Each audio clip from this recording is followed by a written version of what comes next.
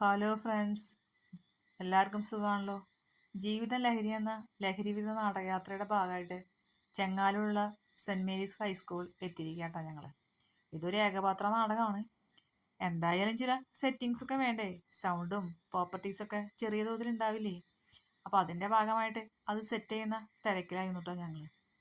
കുറച്ചു നേരം ഞങ്ങളിങ്ങനെ ഈ സെറ്റിങ്സ് ഒക്കെ കഴിഞ്ഞ് ഇരിക്കുമ്പോഴാണ് നമുക്ക് എല്ലാ കാര്യങ്ങളും പിന്നീട് ഓർത്തെടുക്കാൻ ബുദ്ധിമുട്ടാവുമല്ലോ, ചിലതൊക്കെ നമുക്കൊന്ന് ഡോക്യുമെൻ്റ് ചെയ്യാൻ തോന്നിയത്.